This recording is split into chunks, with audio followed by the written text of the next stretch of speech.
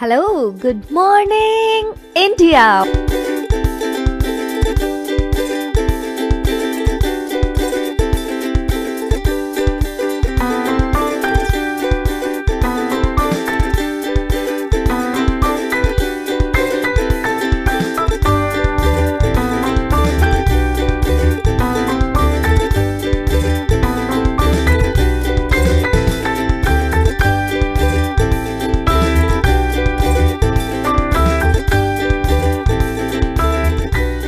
Monday to Friday.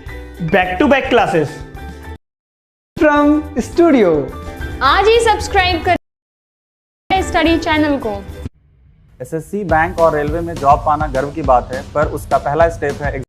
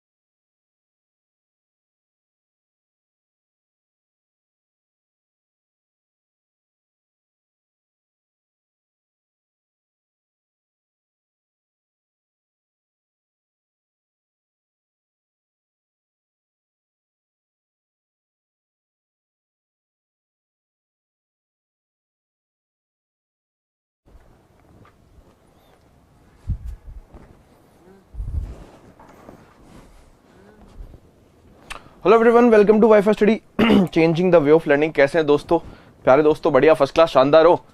अरे मौज में हो या नहीं हो बताओ। हाँ जी, बहुत बढ़िया ना। So welcome to WiFi study changing the way of learning. स्वागत आपका इंडिया के number 1 educational channel WiFi study में, which is part of Unacademy. सो I've taken lunch break at this time because of class and not able to use my time. Okay Baba, so कोई बात नहीं है ना। So बच्चों, थोड़ा बहुत टेक्निकल इशू चल रहा है यहाँ पे जयपुर सेंटर पे, और ऊपर बात करूंगा और स्ट्रक्चर के ऊपर बात करूंगा। स्ट्रक्चर, आइडेंटिफिकेशन और बेसिकली यूजेस जो है बेसिकली आपके टेंस के, उनके ऊपर मैं बात करने वाला हूं ना। इससे पहले कि मैं टेंस के ऊपर बढ़ूं बच्चों, इससे पहले कि मैं टेंस का डिस्कशन शुरू करूं, मैं बात करने वाला हूं आपसे कुछ इंपॉर्टेंट ईडियम्स के बारे में, है ना, जो काफी अच्छी ईडियम्स है, बहुत ही अच्छी और बहुत ही इंपॉर्टेंट ईडियम्स है। इनके ऊपर हम बात करना शुरू करते हैं बच्चों, ठीक है। सो बच्चों, 2-3 ईडियम्स मैं लिख रहा हूं आप लोगों के सामने। पहली आपके सामने डच करेज, ठीक है। देखते हैं क्या ईडियम है, देखना शुरू करते हैं जी, ना। दूसरी इंपॉर्टेंट ईडियम आपके डबल डच, राइट। पहली आपके डच करेज है, दूसरी आपके डबल डच है, तीसरी आपके है टू गो डच। हम इसे टू गो डच भी बोल सकते हैं और अ डच ट्रीट भी बोल सकते हैं।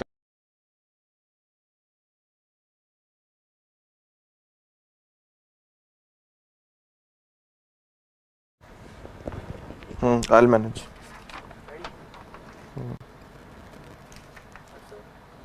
Yeah.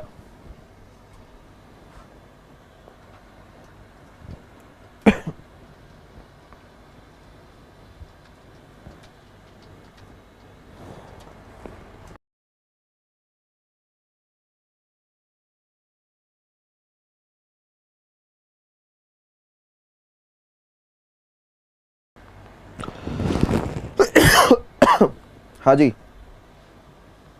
बच्चों, अपने पेज को रिफ्रेश कर लो। इसको सर अच्छा बच्चा नाम से कोई है बच्चा, इसको ब्लॉक मारना है, ठीक है? अच्छा बच्चे को ब्लॉक मार दो, बाकी कोई दिक्कत नहीं।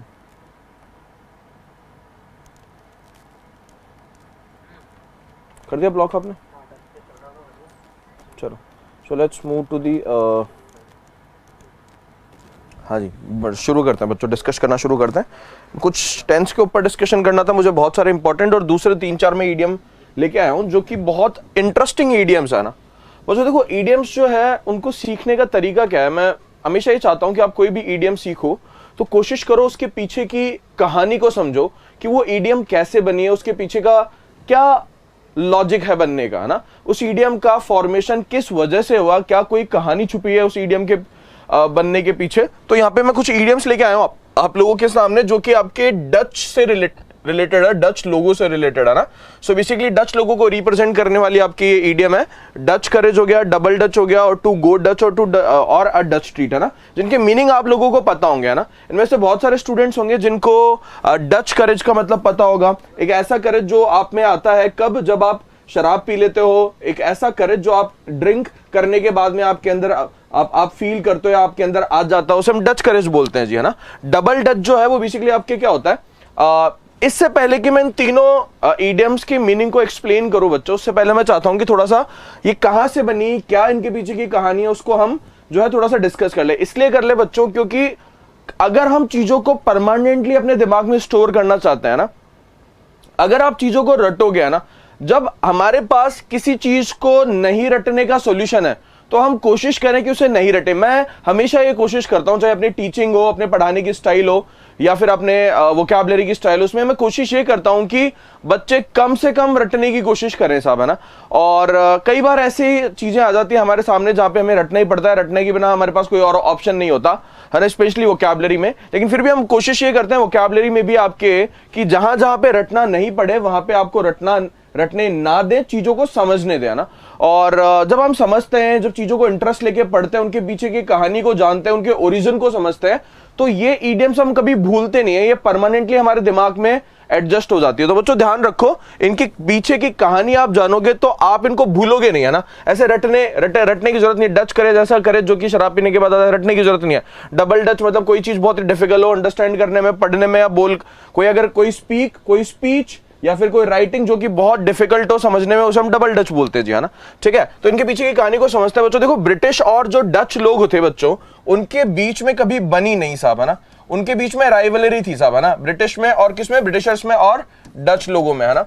उनके बीच में लड़ाई चलती रही, दंगे चलते रहे साहब, है ना, फाइट्स होती रही, कई बैटल्स होती, फ्रेंच के साथ में भी होती थी। लेकिन ब्रिटिश लोग जो थे वो फ्रेंच लोगों को एडमायर करते थे, है ना। फ्रेंच को उनकी कुकिंग के स्टाइल को, उनके खाने पीने की स्टाइल को, उनके कपड़े पहनने की स्टाइल को जो है बेसिकली वो एडमायर करते थे, है ना। सो जो फ्रेंच लोगों के ऊपर बेस्ड उन्होंने ईडियम्स क्रिएट करी अपनी बोलचाल की भाषा में, वो काफी पॉजिटिव है। लेकिन डच लोगों को ब्रिटिश लोग कभी भी पसंद नहीं करते थे, और उनके साथ में उनकी मिलिट्री राइवलरी भी थी और इंडस्ट्रियल राइवलरी भी थी, है ना। सो बेसिकली ये जो मिलिट्री फाइट उनके बीच में हो रही थी, मिलिट्री बैटल्स जो हो रही थी, उसकी वजह से, और बाकी उनके कल्चर को भी, और किसी भी तरीके से ब्रिटिश लोग जो है वो डच लोगों को बिल्कुल भी पसंद नहीं करते थे बच्चों, है ना। सो डच लोगों को पसंद नहीं करने की वजह से उन्होंने जो ईडियम्स क्रिएट करी अपनी बोलचाल की भाषा में, जो ईडियम्स क्रिएट करी है ना, ये ईडियम्स होती क्या है, ये हम जब एक दूसरे से बात करते हैं तो एक तरीके से एक हिडन मीनिंग को रिप्रेजेंट करती है साहब, है ना। किसी एक को पॉइंट आउट करके किसी हिडन मीनिंग को रिप्रेजेंट करती है। तो सबसे पहले हम बात करें डच करेज के बारे में।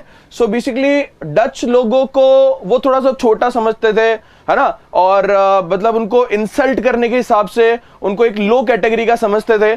तो उनका जो करेज है ना, उनकी जो बहादुरी है, उनकी बहादुरी को उन्होंने कैसी बहादुरी समझा, ऐसी बहादुरी समझा जो कि आदमी को शराब पीने के बाद में आती है। ऐसा करेज जो शराब पीने के बाद में आपके अंदर आता है, हाँ, थोड़े समय के लिए जो टेम्परेरी होता ना, शराब पी लो फिर थोड़े समय के लिए जो करेज आता, ये कर दूंगा वो कर दूंगा, और घुमा के एक चाटा पड़ जाए तो नीचे जमीन पे, है ना, जो है मिट्टी सूंघते मिलोगे। ऐसा करेज जो है वो बेसिकली आपको कहां से आता है, शराब पीने के बाद आता है। और उस करेज के लिए उन्होंने कौन सा वर्ड दे दिया? डच वर्ड दे दिया साहब, है ना। ऐसा करेज जो कि शराब पीने के बाद आए, टेम्पररी, बेमतलब का, मीनिंगलेस जो करेज होता है उसको रिप्रेजेंट करने के लिए उन्होंने डच करेज दे दिया। डच लोगों को पसंद नहीं करते थे, तो घटिया लेवल का मतलब टेम्पररी जो करेज है, शराब पीने के बाद में करेज है, उसको डच के नाम से जोड़ दिया जी, है ना। सो करेज फाउंड, कैसा करेज हो गया?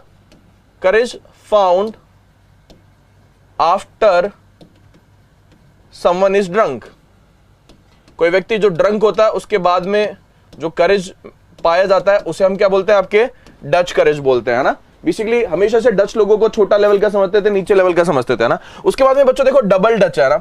अब ब्रिटिशर्स क्या बोलते थे? ब्रिटिशर्स ये बोलते थे कि यार ये सारी दुनिया के लोगों को समझ लिया, फ्रेंच लोग हैं, चलो उनके साथ में राइवलरी है, लेकिन फिर भी उनका उठना बैठना, खाने पीने का तरीका, कपड़े पहनने की स्टाइल बहुत ब्यूटीफुल है, बहुत अच्छा है साहब। लेकिन इन डच लोगों का ना तो कोई करेज है, ना इनका कल्चर है, ना इनका उठना बैठना, ना कपड़ा, ना इनका कोई खाना है।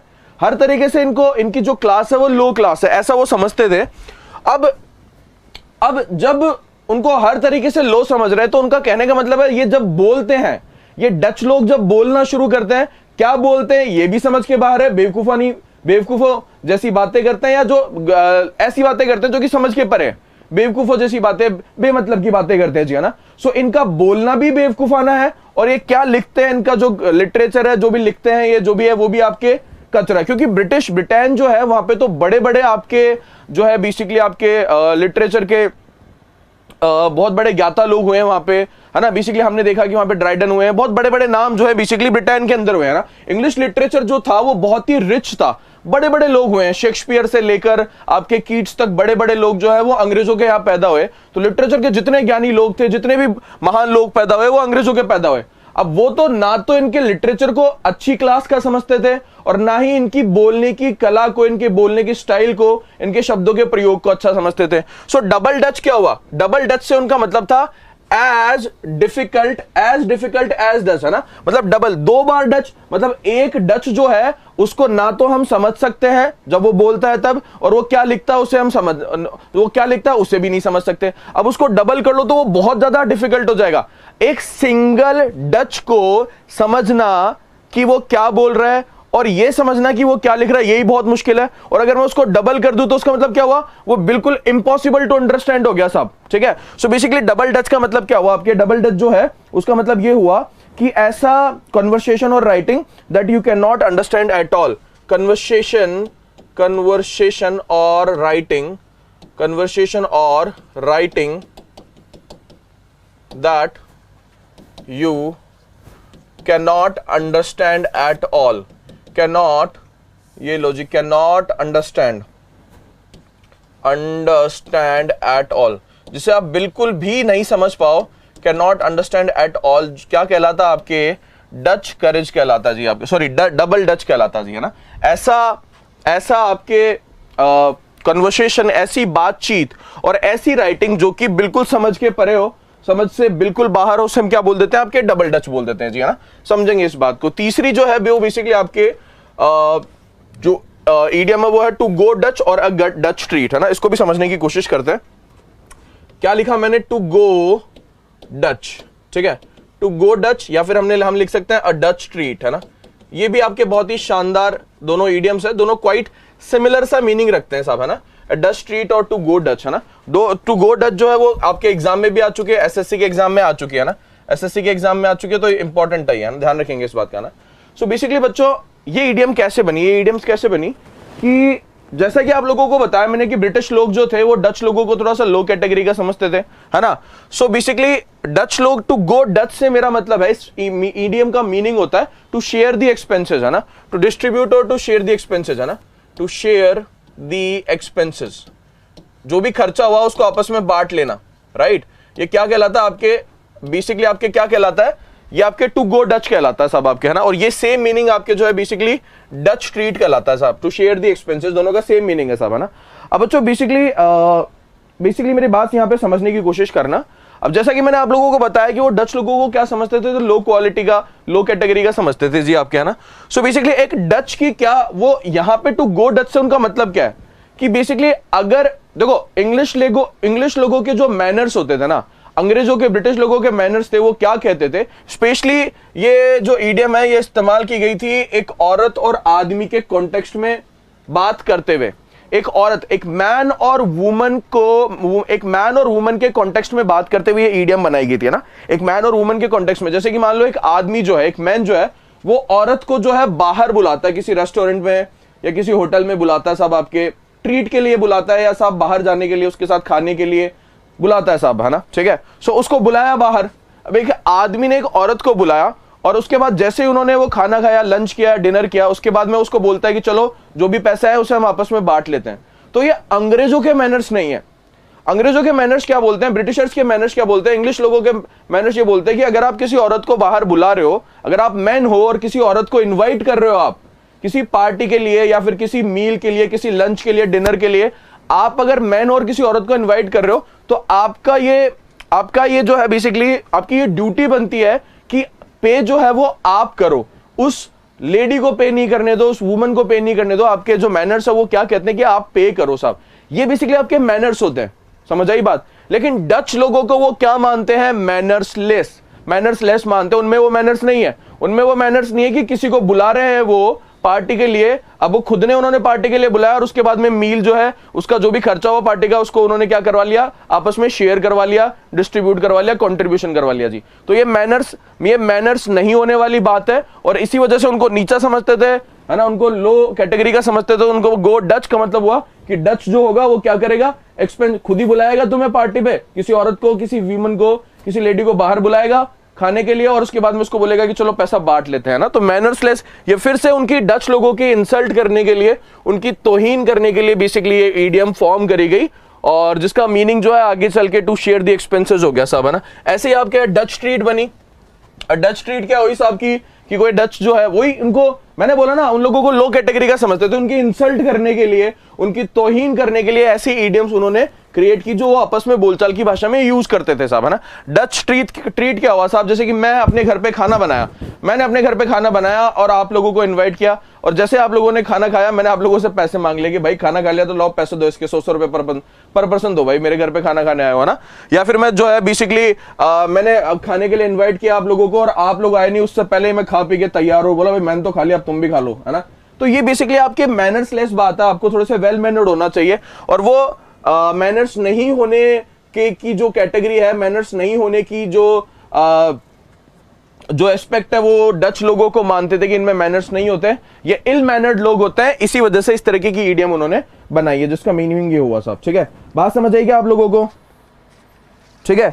आई होप आपको बात समझ आई होगी, है ना, ठीक है, बात आपको समझ आई होगी, ठीक है। चलो जी, एक और आपकी ईडियम आप लोग कई बार एसएससी में आई हुई है, आप लोग पढ़ते रहते हैं, ठीक है, कई बार। अब ये कहानियां, अगर इस कहानियों के थ्रू अगर आप लोग एक बार जैसे आपने कहानी सुन ली ना बच्चों, तो आप इनको कभी भूलोगे नहीं, है ना, ठीक है, आप इनको कभी भूलोगे नहीं, ये आप भूलोगे नहीं, ये ध्यान रखो। अगर आपके सामने डच करे जाए ना तो आप इसे भूलने वाले नहीं हो। अब अगर आपके सामने डबल डच आया, डच को क्या समझते थे, बेवकूफ समझते थे, ठीक है। डबल डच ऐसी चीज, ऐसा कन्वर्सेशन और ऐसी राइटिंग जो समझ में नहीं आए, समझ के बाहर है भाई, डच लोग तो समझ के बाहर है, डबल डच हो गया। और मैंने आप लोगों को क्या बताया, टू गो डच और टू गो डच ट्रीट, वो भी समझ आ गया आपको कि बेसिकली शेयर करना एक्सपेंसेस, है ना।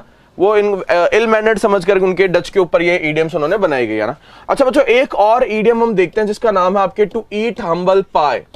टू ईट हम्बल पाई, ये आपके ईडियम है, बहुत ही शानदार ईडियम आपके, जिसका जो आपके होती क्या, टू ईट हम्बल पाई, जिसका मतलब होता है टू एडमिट वंस फॉल्ट, है ना, अपनी गलती को स्वीकारना, है ना, ह्यूमिलिएट होना, अपनी गलती को स्वीकार करने के लिए मजबूर हो जाना साहब, ठीक है। टू एडमिट वंस फॉल्ट, ठीक है, मजबूर हो जाना अपनी गलती को स्वीकार करने के लिए, अपने शब्दों को वापस लेने के लिए, है ना, उसको उस सेंस में हम इस ईडियम का प्रयोग करते हैं। बहुत बार एग्जाम में आ चुके हैं साहब, टू ईट हम्बल पाई, है ना। चलो इसके पीछे इसके ओरिजिन को भी देख लेते हैं, इसके पीछे की कहानी को भी देख लेते हैं साहब, है ना, भूलोगे नहीं आप, अपने शब्दों को वापस लेना, टू ईट हम्बल पाई कहलाता है, ठीक है। तो जो पहले पुराने जमाने में क्या होता था ब्रिटिशर्स के यहाँ पे, ये बेसिकली गलती से बनी हुई ईडियम है साहब, ये गलत समझने की वजह से बनी हुई ईडियम है। ये कैसे बनी बच्चों ईडियम, इसके बनने के पीछे कहानी क्या है बच्चों, कि पुराने जमाने में जो लॉर्ड होता था, जो मतलब जागीरदार हम जिसे हम बोल सकते हैं साहब आपके, सो ब्रिटिशर्स के यहाँ पे जो लॉर्ड होता था, जो जागीरदार होता था, उसके घर पे काम करने वाले बहुत सारे लोग लोग होते थे, समझ रहे हो बात, काम करने वाले, उसके खेत खलिहान की देखभाल करने वाले, जो उसके स्लेव्स बोल सकते हैं साहब, उसके है ना उसके जो गुलाम बोल सकते हैं, स्लेव बोल सकते हैं, सर्वेंट बोल सकते हैं साहब, है ना। तो बेसिकली वो जो लॉर्ड होता था उसके 17-18 तरीके की डिशेज होती थी, है ना, जिनमें सारी डिशेज जो है वो बेसिकली अच्छी डिशेज जो होती थी, 16-17 जो डिशेज होती थी, जितने भी 16-17 अच्छे लेवल की जो डिशेज होती थी, है ना, जो अच्छे लेवल की डिशेज होती थी वो तो आपके लॉर्ड और लॉर्ड की फैमिली खाती थी, ठीक है। इसके अलावा एक एकदम लो कैटेगरी की और लो क्लास की एक डिश होती थी जिसका नाम होता था आपके अंबल पाए। इस डिश का नाम क्या होता था आपके अंबल पाए, राइट। इस डिश का नाम था अंबल पाए, है ना। ये इस लो क्लास की एकदम घटिया लेवल की जो डिश थी ना अंबल पाए, इसको खाने का काम वो कौन करते थे आपके, वो जो गुलाम होते थे, स्लेव्स होते थे, है ना, जो वो लोग आपके ये डिश ये खाते थे अंबल पाए, है ना, जिसे बाद में अंग्रेजों ने जैसे जैसे टाइम बीतता गया इस अंबल पाए को बेसिकली उन्होंने क्या समझ लिया, हम्बल पाए समझ लिया, है ना। तो बेसिकली टू ईट हम्बल पाए, ये देखो गलत समझा गया यहाँ पे, अंबल को उन्होंने क्या समझ लिया, हम्बल समझ लिया। सो टू ईट हम्बल पाए एक इडियोमेटिक एक्सप्रेशन बाद में बन गया, जिसका मतलब क्या माना गया कि अपनी गलती को, अपने शब्दों को खा लेना साहब, कहने का मतलब अपनी गलती को स्वीकार कर लेना, ह्यूमिलिएट कर लेना खुद को खुद ही। तो बेसिकली वो आपके क्या कहलाता है, टू ईट हम्बल पाए कहलाता है बच्चों, ठीक है, ध्यान रखेंगे इस बात का, ठीक है। सो बिफोर हिज टेरर पाक हैज टू ईट हम्बल पाए बिफोर हिज टेरर। चलो बहुत अच्छे अच्छे सेंटेंसेस यहाँ पे कुछ बच्चों ने लिखे हैं ना। सो बच्चों ये हमारे कुछ इंपॉर्टेंट और बड़ी इंटरेस्टिंग ईडियम्स थी। अब बात करते हैं हम वापस टेंस के ऊपर डिस्कशन हम कर रहे थे साहब, ठीक है। सो बेसिकली टेंस के ऊपर हमारा डिस्कशन चल रहा था। आज मैं बेसिकली कुछ इंपॉर्टेंट आप लोगों के सामने कुछ इमेजेस लेके आया हूं, तो इससे काफी काम हमारा आसान हो जाएगा समझना, ठीक है। सो देखते हैं यहाँ पे एक एक करके इसको समझने की कोशिश करते हैं। कल हमने structure of present indefinite tense देखा। और बड़ा करने की जरूरत है क्या इसको, और बड़ा करने की जरूरत है क्या, यार शिट मैन, ठीक है, क्लियर है क्या आप लोगों को। हाँ सर मुझे गायब कर देना मुझे, ठीक है, हाँ जी, ठीक है। सो बेसिकली हम देखते हैं यहाँ पे प्रेजेंट इंडेफिनिट टेंस के यूजेस के ऊपर मैं बात कर रहा हूं। सो बच्चों देखो यूजेस आप लोगों के सामने क्लियरली है, एक बार इनको आसानी से आराम से देख लो, और इनके जो है आपको अवेलेबल करा देंगे नोट्स भी, वाईफाई स्टडी की जो ऐप उस पे अवेलेबल करा देंगे ना। जिन जिन को भी इनके नोट्स चाहिए वो लोग क्या करें, आपके कमेंट के नीचे लिख दें कि अगर आपको ये अच्छे लग रहे हैं सारे के सारे कॉन्सेप्ट, और आप लोगों ने पहले पढ़े नहीं है और इंपॉर्टेंट भी है एग्जाम के पॉइंट ऑफ व्यू से, तो आप लोग जो है बेसिकली एक बार मेरे ये जो वीडियो खत्म होने के बाद में कमेंट सेक्शन में लिख दें। अगर मुझे लगा आप लोगों को नीड है तो मैं इसकी पीडीएफ भी आप लोगों को प्रोवाइड करवा दूंगा वाईफाई स्टडी ऐप के ऊपर, ठीक है। सो यहाँ पे देखो बच्चों uses of present indefinite tense के यूजेस क्या है, टू प्रेजेंट यूनिवर्सल ट्रुथ, ठीक है। किसी भी यूनिवर्सल ट्रुथ को रिप्रेजेंट करने के लिए हम प्रेजेंट इंडेफिनिट टेंस का प्रयोग करते हैं, किसी दूसरे टेंस का प्रयोग नहीं करते साहब, ठीक है। क्योंकि कोई भी यूनिवर्सल ट्रुथ होता है ना वो आपके परमानेंट एक्शन होता है जी, वो आपके परमानेंट एक्शन होता है, और किसी भी परमानेंट एक्शन को रिप्रेजेंट करने के लिए हम हमेशा प्रेजेंट इंडेफिनिट टेंस का प्रयोग करेंगे, ठीक है। अब यूनिवर्सल ट्रुथ हो गया भाई, sun rises in the east, हाँ जी सन जो है ईस्ट में राइज करेगा, ऐसा तो होगा नहीं कभी वेस्ट में राइज कर जाएगा। परमानेंट एक्शन आपके यूनिवर्सल ट्रुथ हम किसका प्रयोग करेंगे, प्रेजेंट इंडेफिनिट का ना, प्रिंसिपल है ना। अब भाई प्रिंसिपल कोई भी सिद्धांत हो गया जी, ठीक है। अगर आप बर्फ को जो है गर्म करोगे तो किस में कन्वर्ट हो जाएगी, वाटर में कन्वर्ट हो जाएगी साहब। ये आपके एक प्रिंसिपल, एक सिद्धांत था आपके, और इस प्रिंसिपल को कोई चेंज नहीं कर सकता जी, आप करोगे तो ऐसा होगा ही होगा। सो बेसिकली इसको भी हम कौन से टेंस में रखेंगे, प्रेजेंट इंडेफिनिट में रखेंगे। एक ऐसी एक्टिविटी जो परमानेंट है, जो हमेशा होगी, चाहे वो नेचर की एक्टिविटी हो चाहे किसी और चीज की एक्टिविटी हो, उसको रिप्रेजेंट करने के लिए भी हम प्रेजेंट इंडेफिनिट टेंस का प्रयोग करते हैं ना। अच्छा ये सेंटेंस करते क्या है, these types of sentences denote the sense of past, present and future time. इस बात से कोई फर्क नहीं पड़ता कि सेंटेंस जो है वो बेसिकली प्रेजेंट इंडेफिनिट टेंस में ये तीनों टाइम को रिप्रेजेंट कर सकते हैं साहब। अरे भाई अर्थ जो है वो बेसिकली आपके पहले पास्ट में भी सन के अराउंड घूमती थी, प्रेजेंट में भी सन के अराउंड घूमती है, और फ्यूचर में भी आपके सन के अराउंड घूमेगी, है ना। सो बेसिकली तीनों ही टाइम को ये रिप्रेजेंट कर सकते हैं। Water freezes at 4 degree Celsius, आपके सामने एग्जांपल है, the earth moves around the sun, water freezes at 4 degree Celsius, birds lay their eggs in their nest, पक्षी जो है वो अपने घोंसलों के अंदर जो है अंडे देते हैं ना। ये सारी बातें यूनिवर्सल है जी, ये सारी बातें परमानेंट है जी, है ना। आई रेगुलरली गो फॉर वॉक, मैं रोज जो है वॉक पे जाता हूँ जी, है ना, ठीक है। सो पास्ट में कल भी जा रहा था, परसों भी जाऊंगा, आज भी जा रहा हूँ, रेगुलरली वॉक पे जा रहा हूँ साहब, ठीक है। बढ़ते हैं प्रेजेंट इंडेफिनिट के यूजेस के आगे के आगे के कॉन्सेप्ट्स की तरफ, ठीक है। सो ये दूसरा कॉन्सेप्ट है, पहला कॉन्सेप्ट हमने देखा, दूसरे कॉन्सेप्ट की तरफ बढ़ रहे हैं जी, है ना। दूसरा कॉन्सेप्ट क्या कहता है, देखना पढ़ना शुरू करते हैं यहाँ पे, ठीक है। सो दूसरा इंपॉर्टेंट यूजेज है बच्चों की, कोई भी हैबिचुअल एक्शन हो गया, किसी भी हैबिचुअल एक्शन को रिप्रेजेंट करने के लिए, कोई भी विविड डिस्क्रिप्शन हो गया साहब, विविड डिस्क्रिप्शन मतलब नेचर से रिलेटेड कोई भी बहुत ही बड़े लेवल का जो आपके डिस्क्रिप्शन है उसको रिप्रेजेंट करने के लिए, है ना। मतलब विविड से मेरा मतलब बड़ा, सो बड़े लेवल के डिस्क्रिप्शन को रिप्रेजेंट करने के लिए, और किसी कमेंट्री और ब्रॉडकास्टिंग को रिप्रेजेंट करने के लिए, या फिर किसी रिपीटेड एक्शन को रिप्रेजेंट करने के लिए भी मैं प्रेजेंट इंडेफिनिट टेंस का प्रयोग करता हूं। बच्चों ये जो बात कर रहा हूं मैं, ये किसके ऊपर कर रहा हूं, uses of present indefinite tense. ये बात हो रही है आपके uses of present indefinite tense. इसका सेकंड पॉइंट है, और सेकंड पॉइंट के अंदर हमने बात करी हैबिचुअल एक्शन की, विविड डिस्क्रिप्शन की, कमेंट्री, ब्रॉडकास्टिंग और रिपीटेड एक्शन की। ये सारे के सारे कौन से टेंस में आते हैं, प्रेजेंट इंडेफिनिट टेंस में आते हैं। एग्जांपल आप सब आपके सामने, शी यूजेस हैवी कॉस्मेटिक्स, वो कैसे कॉस्मेटिक्स यूज करती है, ठीक है, हाँ जी, वो कैसे कॉस्मेटिक्स यूज करती है, वो बेसिकली काफी हैवी कॉस्मेटिक्स यूज करती है ना। फिर उसके बाद में हम देखते हैं the prime minister hoist the national flag, prime minister ने जो है बेसिकली क्या किया, नेशनल फ्लैग को क्या किया, होइस्ट किया। तीसरा सेंटेंस देखते हैं, India gets independence on the 15th of August 1947, है ना। इंडिया ने जो है बेसिकली अपनी इंडिपेंडेंस कब पाई, 15 अगस्त 1947 को पाई, है ना। तो सारी की सारी जो है कमेंट्री और हैबिचुअल एक्शन को और विविड डिस्क्रिप्शन को रिप्रेजेंट करने वाले सेंटेंस है जो हमने प्रेजेंट इंडेफिनिट टेंस में रखे हैं बच्चों, ठीक है। आगे बढ़ते हैं, आगे अगले तीसरे और चौथे यूजेस की तरफ बढ़ते हैं, तीसरे और चौथे इंपॉर्टेंट यूजेस की तरफ, ठीक है। तीसरा यूजेस क्या है, पढ़ना शुरू करते हैं बच्चों। यहाँ पे तीसरा यूज है बच्चों, यहाँ पे देखो, है ना, पढ़ना शुरू करो। क्लॉजेस ऑफ टाइम और conditions are also expressed in simple present tense, ठीक है। मतलब ऐसे क्लॉज जो कि आपके कंडीशन को दिखाएं, है ना, या फिर आपके किसको दिखाएं, आपके ऐसे क्लॉज जो कि कंडीशन को दिखाए या फिर टाइम को दिखाए, उन्हें भी हम बेसिकली सिंपल प्रेजेंट टेंस के अंदर ही रखते हैं साहब, है ना। देखो कंडीशनल क्लॉजेज जो है वो बेसिकली उसको डिटेल में हम कंजंक्शन के चैप्टर में पढ़ेंगे, लेकिन आप ये बात ध्यान रखो कि इफ हो गया, है ना, अनलेस हो गया, ऑन कंडीशन दैट हो गया, ये ऐसे वर्ड्स हैं, इनके बाद में आने वाला जो क्लॉज होता है वो बेसिकली आपका कैसा क्लॉज होता है, वो बेसिकली आपके कंडीशनल क्लॉज होता है जी, है ना, ध्यान रखो ना। ये बेसिकली कंजंक्शन का कॉन्सेप्ट है, लेकिन थोड़ा सा हल्का सा इसको ब्रीफ में मैं यहाँ पे डिस्कस करने वाला हूं कि कोई ऐसे कंजंक्शन जो कि कंडीशन को रिप्रेजेंट करते हैं, ऐसे कंजंक्शन जो कि आपके किसको रिप्रेजेंट करता है, कंडीशन को रिप्रेजेंट करते हैं, उनके बाद में आने वाला क्लॉज जो है वो आपके कंडीशनल क्लॉज कहलाता है जी, ठीक है। और ये जो कंडीशनल क्लॉजेज है ये भी जनरली आपके कौन से टेंस में होते हैं, जनरली आपके प्रेजेंट इंडेफिनिट टेंस के अंदर ही होते हैं ना। प्लीज वेट अंटिल आई कम, है ना, जब तक मैं वापस नहीं आ जाऊं तब तक आप जो है वेट करें, मेरा इंतजार करें, है ना। देखते हैं यहाँ पे, ठीक है।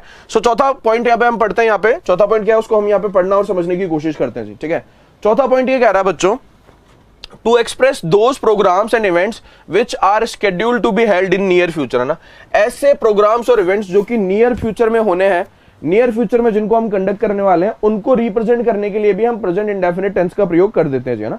नियर फ्यूचर में मतलब पास के फ्यूचर में, पास में ही आपके बहुत ही नजदीकी जो भविष्य होता है, नजदीकी भविष्य को रिप्रेजेंट करने के लिए भी आपके प्रेजेंट इंडेफिनिट टेंस का प्रयोग होता है। एग्जाम्पल सेंटेंस आपके सामने है, our examination begins tomorrow, Holi falls next month, है ना। होली कब फॉल करती है, नेक्स्ट मंथ फॉल करने वाली है, तो यहाँ पे बेसिकली नियर फ्यूचर को रिप्रेजेंट करने वाले ये वर्ड्स है बच्चों, ठीक है। बढ़ते हैं अगले टेंस की तरफ, देखते हैं अगला टेंस आपके क्या है। सो बच्चों हमने बेसिकली हम बात कर रहे थे स्ट्रक्चर की, है ना। कल स्ट्रक्चर मैंने बोर्ड पे लिखा था आप लोगों के सामने, और मुझे ऐसे लगा कि बहुत सारे बच्चों को स्ट्रक्चर आते हैं तो उनका टाइम वेस्ट हो रहा होगा ना। सो बेसिकली मैं इमेजेस लेके आया हूं आप लोगों के सामने ताकि आपका टाइम सेव हो, हम जल्दी से जल्दी इन स्ट्रक्चर को कवर कर सके। जो इन बच्चों को ऑलरेडी स्ट्रक्चर आता है उनका फायदा, और जिन बच्चों को नहीं आता वो जल्दी से सीख सके, है ना। सो इस वजह से ये इमेजेस मैं आप लोगों के सामने लेके आया हूं बच्चों, है ना। ये प्रेजेंट कंटीन्यूअस टेंस है और इसके स्ट्रक्चर के ऊपर हम बात करना शुरू कर रहे हैं बच्चों, ठीक है। सो आप लोगों को पता है सेंटेंस बेसिकली आपके 4 पार्ट्स में डिवाइडेड है। किसी भी टेंस के अंदर हमने सेंटेंस को 4 पार्ट्स में डिवाइड किया है, अफर्मेटिव हो गया, नेगेटिव हो गया, इंटरोगेटिव हो गया और नेगेटिव इंटरोगेटिव हो गया, राइट। और इनके सेंटेंसेस के स्ट्रक्चर कैसे होंगे वो देखते हैं, है ना। सो अफर्मेटिव सेंटेंस का स्ट्रक्चर होगा, सब्जेक्ट होगा, इज एम आर का प्रयोग करेंगे, वर्ब की फर्स्ट फॉर्म में आईएनजी जुड़ा होगा और उसके बाद में ऑब्जेक्ट आएगा जी, है ना। देखो बच्चों प्रेजेंट कंटीन्यूअस टेंस में हम हेल्पिंग वर्ब के रूप में इज एम आर का प्रयोग करते हैं, और मेन वर्ब के रूप में आपके किसका प्रयोग होता है, वर्ब की फर्स्ट फॉर्म आईएनजी का प्रयोग होता है। नेगेटिव सेंटेंस में हम देखते हैं सब्जेक्ट आया, उसके बाद में इज एम आर आया, फिर नॉट आया, फिर वर्ब की फर्स्ट फॉर्म आई, आईएनजी आई, और फिर उसके बाद में ऑब्जेक्ट आया जी, है ना। सो नेगेटिव सेंटेंस का स्ट्रक्चर इस तरीके से होता है, सेम स्ट्रक्चर है, बस एक केवल एक नॉट जो है वो हमने यहाँ पे ऐड कर दिया है। इस नेगेटिव सेंटेंस के अंदर, ठीक है। बढ़ते हैं इंटरोगेटिव सेंटेंस की तरफ। इंटरोगेटिव सेंटेंस में बच्चों हमने देखो क्या किया है कि जैसा कि आप सब लोगों को पता है कि हम ऐसे इंटरोगेटिव सेंटेंस टेंस के स्ट्रक्चर में डिस्कस करते हैं जिनका आंसर किससे आता है, यस और नो से आता है ना, जिनका आंसर किससे आता है, यस और नो से आता है ना। सो हमने यहाँ पे देखा, यहाँ पे is am are subject plus verb की फर्स्ट फॉर्म आईएनजी ऑब्जेक्ट, ये आपके इंटरोगेटिव सेंटेंस है। और अगर हम बात करें इंटरोगेटिव नेगेटिव सेंटेंस की तो उसको दो तरीके से हम रिप्रेजेंट कर सकते हैं। इज एम आर लगाओ, सब्जेक्ट लगाओ, नॉट लगाओ, वर्ब की फर्स्ट फॉर्म आईएनजी लगाओ प्लस ऑब्जेक्ट लगा दो, है ना। इजंट और आरंट के रूप में भी हम इसको रिप्रेजेंट कर सकते हैं, प्लस सब्जेक्ट प्लस वर्ब की first form ING plus object, ठीक है। अच्छा, इज एम आर के क्या यूजेस है बच्चों, इज एम आर के यूजेस को भी हम यहाँ पे समझ लेते हैं कि सब्जेक्ट अगर आपके ही हो, शी हो, इट हो, कोई भी नेम हो या कोई भी सिंगुलर सब्जेक्ट हो, जैसे कि आपके राम हो गया, शाम हो गया, इन सबको रिप्रेजेंट करने के लिए हम कौन सी वर्ब का प्रयोग करते हैं, इज का प्रयोग करते हैं।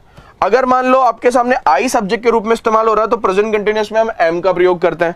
अगर आपके पास में सब्जेक्ट के रूप में वी, यू, दे, ऑल या कोई प्लूरल सब्जेक्ट हो तो हम आर का प्रयोग करते हैं तो हम आर का प्रयोग करते हैं जी, है ना। तो ये हमारा दूसरा टाइप है, ये दूसरे स्ट्रक्चर है जिनके ऊपर हम यहाँ पे बात कर रहे हैं। इसके यूजेस की तरफ बढ़ते हैं बच्चों, ठीक है। यूजेस देखना शुरू करते हैं, है ना। स्ट्रक्चर हमने देखा, यूजेस देखते हैं। यूजेस हमारे लिए बहुत इंपॉर्टेंट है ना। यूजेस देखते हैं कि प्रेजेंट कंटिन्यूअस टेंस के यूज कहां पर है, कहां पे हम प्रेजेंट कंटिन्यूअस टेंस का यूज करते हैं जी, है ना। टू रिप्रेजेंट द, पहला यूजेस देखते हैं, to represent the work that is ongoing. ऐसे वर्क को रिप्रेजेंट करने के लिए जो कि ऑन गोइंग है, चल रहा है, हम किसका प्रयोग करते हैं, आपके प्रेजेंट कंटिन्यूअस टेंस का प्रयोग करते हैं ना, जो चल रहा है ना। स्पीकर के बोलते समय, वक्ता के बोलते समय अगर कोई एक्शन जारी है, कंटिन्यूअस है, उसको रिप्रेजेंट करने के लिए हम प्रेजेंट कंटिन्यूअस टेंस का प्रयोग करते हैं ना। एग्जांपल आप लोगों के सामने बच्चों, he is playing cricket match, वो जो है क्या कर रहा है, क्रिकेट मैच खेल रहा है। To represent the work that is ongoing, तो यहाँ पे क्रिकेट मैच खेला जा रहा है, यहाँ पे क्रिकेट मैच खेला जा रहा है, उसको रिप्रेजेंट करने के लिए ये sentence he is playing cricket match यहाँ पे आ रहा है। दूसरा सेंटेंस आप लोगों के सामने, वी आर स्टडिंग, सुबह हम पढ़ रहे हैं, और ये यहाँ पे फिर से एक ऐसे एक्शन को दर्शा रहा है जो कि स्पीकर के बोलते समय हो रहा है सब, है ना। सो पहला यूजेस हो गया to represent the work that is ongoing, ऐसा वर्क जो कि चल रहा है बोलते समय, उसको रिप्रेजेंट करने के लिए हम प्रेजेंट कंटिन्यूअस टेंस का प्रयोग करते हैं। दूसरा देखते हैं साहब आपके, दूसरा क्या, ठीक है। दूसरा बच्चों, to express those programmes and events which are scheduled to be held in near future, मतलब टू एक्सप्रेस ऐसे प्रोग्राम्स को और इवेंट्स को, ऐसे प्रोग्राम्स को और ऐसे इवेंट्स को स्केड्यूल ऐसे दर्शाने के लिए जो कि बेसिकली कब होंगे, जो कि नए नियर फ्यूचर में, नजदीकी भविष्य में होने वाले हैं। ऐसे प्रोग्राम और ऐसे इवेंट्स को जो कि नजदीकी भविष्य में होने वाले हैं, है ना, जिनको नजदीकी भविष्य में शेड्यूल किया गया है, उनको दर्शाने के लिए भी हम प्रेजेंट कंटिन्यूअस टेंस का प्रयोग करते हैं। We are playing a match tomorrow, मतलब कहने का मतलब क्या हुआ कि हम जो है बेसिकली कल एक मैच खेलेंगे, और ये नियर फ्यूचर है, पास्ट का फ्यूचर है, इसको रिप्रेजेंट करने के लिए प्रेजेंट कंटिन्यूअस टेंस का प्रयोग हमने कर दिया है जी, ना। I am going to Delhi tonight, मैं दिल्ली जा रहा हूं, ठीक है, आज रात को मैं दिल्ली निकलने वाला हूं साहब। तो ये फिर से नियर फ्यूचर आ गया और इस नियर फ्यूचर को रिप्रेजेंट करने के लिए हमने इसका प्रयोग कर लिया है जी, है ना। बढ़ते हैं तीसरे सेंटेंस की तरफ, टू रिप्रेजेंट पॉसिबिलिटी और इंटेंशन, है ना।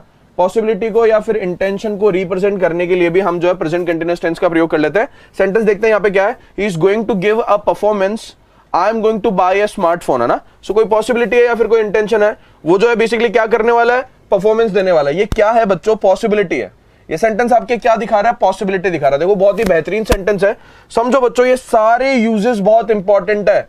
जब हम क्लोज टेस्ट पढ़ते हैं, जब हम पैसेज पढ़ते हैं, तो वहां पर हमें बहुत परेशानी आती है, और उस परेशानी का सॉल्यूशन आपके क्या हो सकता है, उस परेशानी का सॉल्यूशन जो है वो बेसिकली आपके ये यूजेस हो सकते हैं। इनको समझ के हम आराम से समझ सकते हैं कि हाँ बिल्कुल यूज एकदम सही है यहाँ पे, है ना। Is going to give a performance, I am going to buy a smartphone, मैं एक स्मार्टफोन खरीदने वाला हूं, मैं एक परफॉर्मेंस करने वाला हूं। तो बेसिकली ऐसी पॉसिबिलिटी को रिप्रेजेंट करने वाले, इंटेंशन को रिप्रेजेंट करने वाले सेंटेंस के लिए भी इनका प्रयोग हो चुका है बच्चों, ठीक है। बढ़ते हैं आगे के पॉइंट्स की तरफ बढ़ते हैं।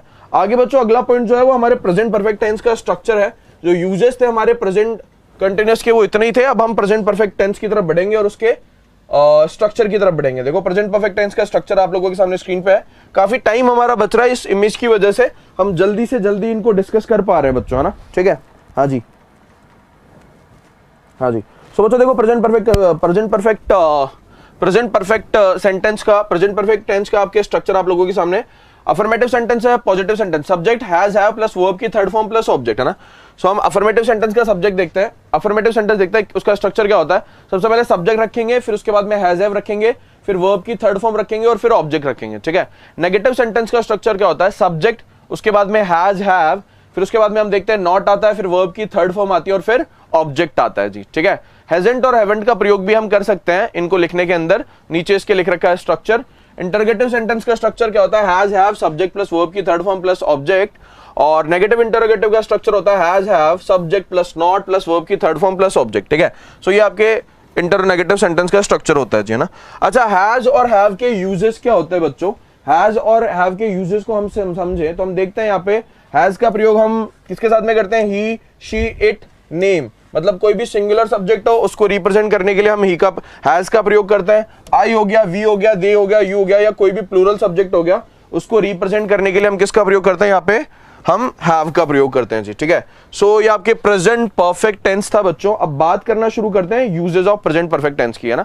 प्रेजेंट परफेक्ट टेंस के क्या यूजेस हैं इनको हम डिस्कस करना यहाँ पे शुरू करते हैं जी। प्रेजेंट परफेक्ट टेंस के यूजेस को हम डिस्कस करना शुरू करते हैं फटाफट से। हाँ जी, इधर देखो, ठीक है, uses of present perfect tense, ठीक है। देखते हैं यहाँ पे यूजेस क्या है। तो बच्चों पहला यूज प्रेजेंट परफेक्ट टेंस का क्या है जी, ऐसे यूजेस के अंदर हम बात कर रहे हैं। पहला यूजेस है as to represent the work that is completed a little while ago and it shows past time, ठीक है।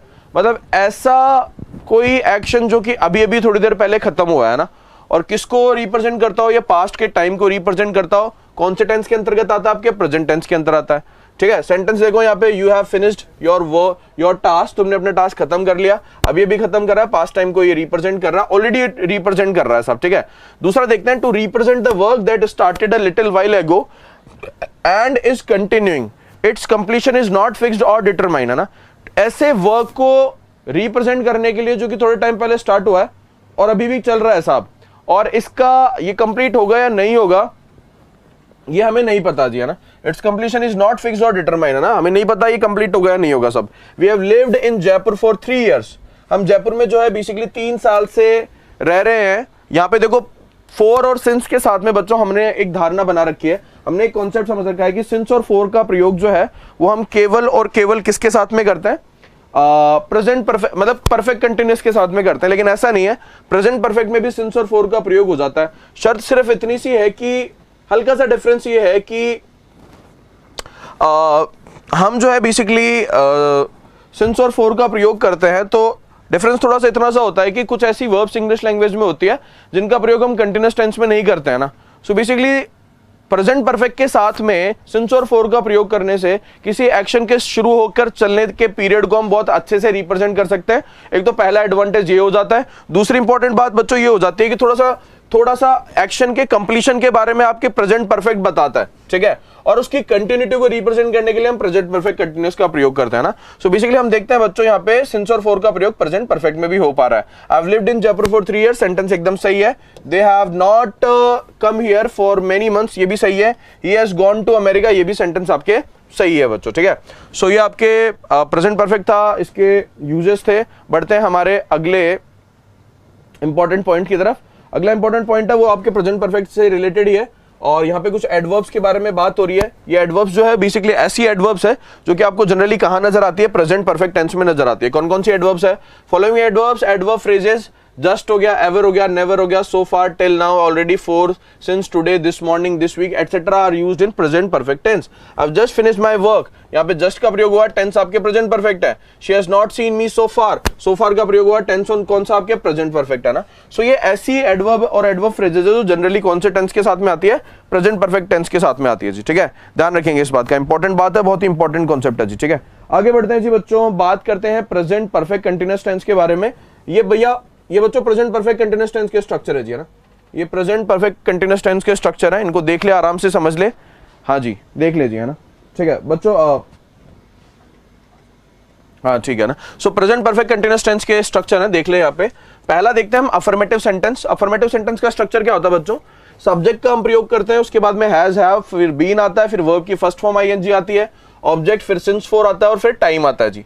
नेगेटिव सेंटेंस होता है subject plus has have plus not plus been plus verb की first form ING object plus for since plus time, ठीक है। Interrogative sentence का structure है has have plus subject plus been plus verb की first form ING plus object plus for since plus time, और last में आपके negative interrogative है, उसका स्ट्रक्चर क्या होगा, has have plus subject plus not plus been plus verb की first form ING object plus for since plus time. ये basically आपके स्ट्रक्चर है।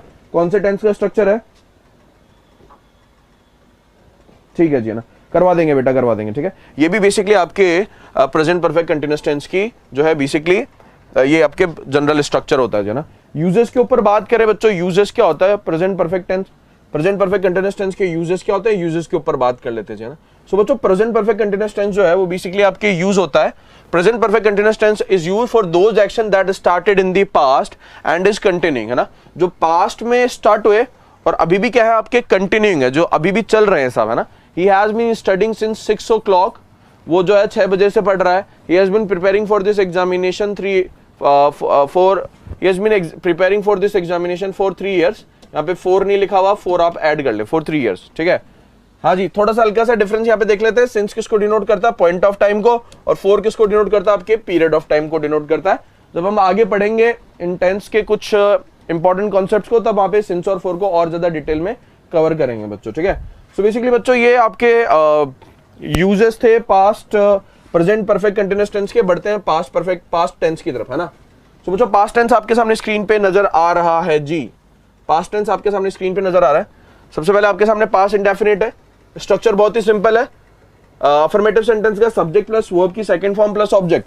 नेगेटिव सेंटेंस में हम देखते हैं हेल्पिंग वर्ब के रूप में डिड नॉट का प्रयोग होने लग जाता है, जब डिड का प्रयोग होने लग जाता है, ठीक है। उसके साथ में नॉट आता है, ये नेगेटिव को रिप्रेजेंट करने के लिए नॉट आना ही आना है। So subject plus did not plus verb की फर्स्ट फॉर्म, ये वर्ब की फर्स्ट फॉर्म इंपॉर्टेंट है जी। डू डज डिड के साथ में वर्ब की फर्स्ट फॉर्म का प्रयोग होता ही होता है। Interrogative sentence did plus subject plus verb की फर्स्ट फॉर्म प्लस ऑब्जेक्ट, और नेगेटिव इंटरोगेटिव आपके did plus subject plus not plus verb की फर्स्ट फॉर्म प्लस ऑब्जेक्ट। ये आपके नेगेटिव इंटरोगेटिव को रिप्रेजेंट करता है। तो 4 टाइप के आपके सेंटेंसेस हैं यहाँ पे, और ठीक है। हाँ, इनको अपन कर लेंगे कवर, है ना, इनको अपन कवर कर लेंगे, चिंता मत करो, है ना, ठीक है। दोनों में डिफरेंस आप कवर करेंगे। Rishabh Sharma, I will discuss it, है ना, डोंट वरी, है ना। दोनों के बीच में अपन डिस्कस करेंगे, है ना, ठीक है, ठीक है। अच्छा ठीक है सान्या शर्मा सर, अच्छा हमारा सीपीयू का टेस्ट है तो प्लीज आप तब तक प्रैक्टिस करवा दो क्वेश्चंस की। चलो ठीक है सान्या, डोंट वरी, है ना। कल लेके आएंगे आपके लिए क्वेश्चंस का सेशन लेके आएंगे, बहुत बढ़िया सेशन लेके आएंगे, ठीक है। सो पास्ट का सेंटेंस है पास्ट इंडेफिनिट, ठीक है। सो चारों स्ट्रक्चर आपको समझ आए होंगे। यूजेज ऑफ पास्ट टेंस देख लेते हैं हम फटाफट से, ठीक है। इजी है बच्चों सारी की सारी चीजें। Simple past tense is use for those action that is completed in the past and also present past time, है ना।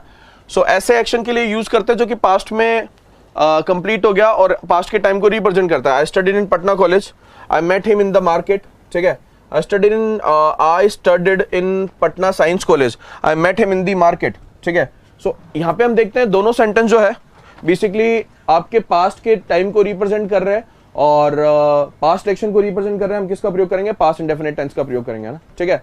और दूसरे यूजेस को देखना यहाँ पे शुरू करते हैं। दूसरा यूजेस क्या है यहाँ पे, this tense also denotes the habit of the past. Past की हैबिट को डिनोट करने के लिए भी इस टेंस का हम प्रयोग करते हैं। Used to wear white vest, he often came on foot.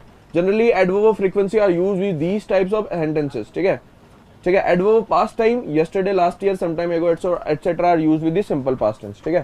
तो ये सारी की सारी इंपॉर्टेंट बातें थी जो हमने बात करी किसके बारे में, जो हमने टेंस के बारे में बातें करी बच्चों, ना। अब सर मेरी शक्ल दिखा दीजिए थोड़ी सी। देखो बच्चों, है ना, ये यूजेस जो हो गए आपके, ये यूजेस हो गए और ये जो स्ट्रक्चर हो गया, यूजेस और स्ट्रक्चर, ये बड़े इजी है ना। इनकी मैं आपके पीडीएफ जो है बेसिकली डलवा दूंगा वाईफाई स्टडी ऐप में। वहां पे आप जाके इस पीडीएफ को डाउनलोड करें और पढ़ लें, है ना। अब कल जो मैं क्लास लेने वाला हूं ना, उसमें ये स्ट्रक्चर यहाँ पे बोलूंगा नहीं मैं, ना, तोते की तरह, पैरेट की तरह, ना। आप पढ़ लेंगे क्योंकि इजी है बहुत, बचपन से ये स्ट्रक्चर हम पढ़ते आए हैं।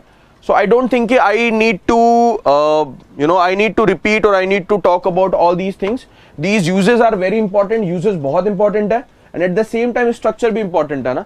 तो जो भी बच्चे बेसिकली इस क्लास में रेगुलरली आते हैं वो इस पीडीएफ को जो है वाईफाई स्टडी ऐप से डाउनलोड कर ले। वहां पे आपको ये पीडीएफ में अवेलेबल करवा दूंगा, ठीक है।